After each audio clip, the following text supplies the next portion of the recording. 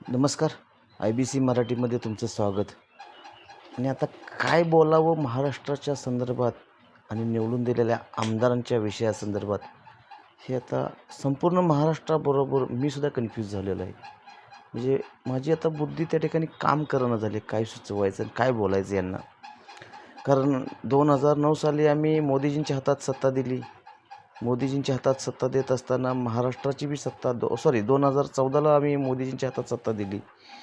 2014ला आम्ही देवेंद्र फडणवीसांच्या बी हातात महाराष्ट्राची सत्ता दिली. आणि देवेंद्र फडणवीसांच्या हातात सत्ता दिल्यानंतर वर्षभरानंतर अराजकता पुन्हा माजली. असू दे म्हटलं, पहिला नवीन काळ आहे, नवीन टर्नमध्ये देवेंद्र फडणवीस सुधारतील, काहीतरी करतील, राज्यासाठी काहीतरी प्रगतीपथावरून येतील.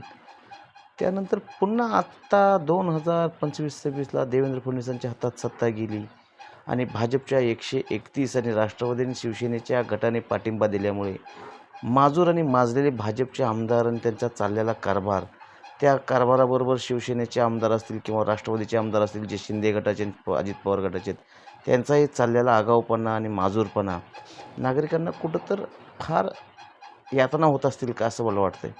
शेतकऱ्यांच्या पिकाला, दुधाला हमीभाव नाही आहे, शेतमजुरांना पगार नाही आहे, मोलमजुरीची संख्या वाढलेली नाही आहे, बेरोजगारांची मायाप संख्या सगळ्या संपूर्ण राज्यामध्ये पसरली आहे.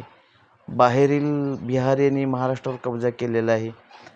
महाराष्ट्रातून ज्या रेल्वेगाड्या आहेत त्या बंद झालेल्या आहेत. महाराष्ट्रातील लालपरी आता जरा कमी हद्दपार होण्याच्या मार्गावरती आहे. महाराष्ट्रामध्ये बलात्कारसारख्या कितीतरी प्रकरणं होत आहेत. देखण्या चाकणकरबाईला घेतल्यानंतर महाराष्ट्रात कसली अराजकता झाली आणि कसलं सेक्स स्कॅन्डल आमदारांचं उघडकीस येणार आहे. कोणत्या 58 क्लिपा ज्या आहेत त्या शासनाकडे जमा आहेत, त्याचं का अजून व्हेरिफिकेशन झालं नाही. म्हणजे अशा हजारो गोष्टी आहेत. देवेंद्र फडणवीसांच्या कालखंडात घडलेल्या ह्या गोष्टी अत्यंत धोकादायक पातळीवर निर्माण झालेल्या आहेत आणि आपल्या राज्याला निश्चितच एका धोक्याच्या पातळीवर नेण्याचं काम देवेंद्र फडणवीस सरकार करत आहे, असं मला वाटते. कारण हे सरकार स्थापन होताना ज्या अपेक्षेने सरकार आश्वासन दिली, ज्या अपेक्षेने सरकारच्या इच्छा आकांक्षा होत्या, त्या अपेक्षा कुठेतरी सरकार विसरलं आहे का, हे सुद्धा पाहणं गरजेचं आहे.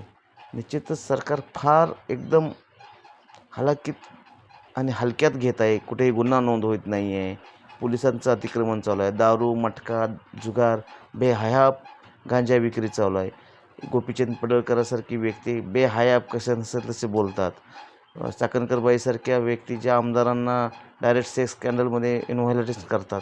यासारख्या अनेक गोष्टी आहेत. फडणवीस ह्याकडे का दुर्लक्ष करत आहेत, का यांना सत्तेचा माज आला आहे, हे सुद्धा पाहणं गरजेचं आहे.